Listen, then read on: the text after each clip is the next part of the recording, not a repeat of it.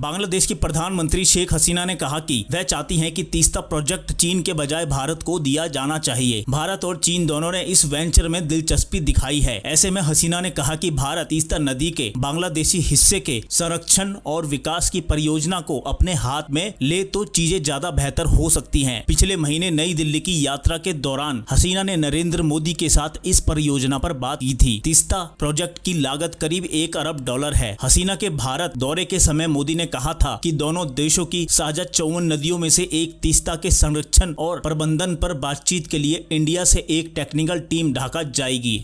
Hindustan times की report के मुताबिक रविवार को ढाका में एक प्रेस कॉन्फ्रेंस में शेख हसीना से सवाल किया गया कि उनकी सरकार तीस्ता प्रोजेक्ट के लिए भारत और चीन में से किसके साथ जाएगी। इस पर हसीना ने कहा कि दोनों देशों ने प्रोजेक्ट पर प्रस्ताव दिए हैं जिन पर हम उचित निर्णय लेंगे। उन्होंने कहा कि तीस्ता परियोजना लंबे समय से चली आ रही है और हमारी पार्टी अवामी लीग के लिए खास अहमियत रखती है। शेख हसीना ने आगे कहा, हमें तीस्ता परियोजना को लागू करना है। चीन ने प्रस्ताव देने के बाद व्यवहार्यता का अध्ययन किया है। भारत को अभी भारत व्यवहार्यता का अध्ययन करना है। इसके पूरा होने के बाद हम वही करेंगे जो हमारे लिए उचित होगा। हालांकि इसे भारत द्वारा किए जाने को अधिक प्राथमिकता दूंगी क्योंकि भारत ने तीस्ता के पानी को रोक रखा है। अगर उन्हें हमें पानी देना है तो फिर उन्हें परियोजना को लागू करना चाहिए। अगर वे परियोजना करते हैं तो वे हमें वह देंगे जिसकी हमें जरूरत है।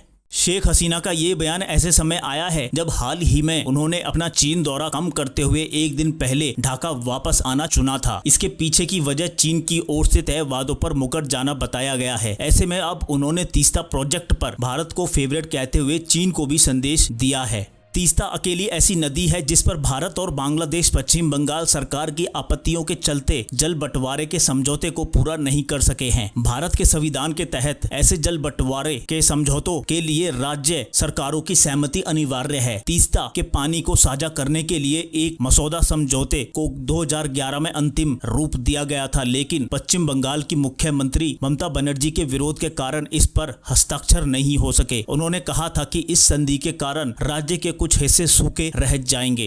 तो दोस्तों इस खबर में इतना ही। जल्द मिलते हैं अगली खबर के साथ। जब तक के लिए जय हिंद, वंदे मातरम। अगर वीडियो पसंद आया हो तो वीडियो को लाइक, शेयर, कमेंट और चैनल को सब्सक्राइब जरूर करें।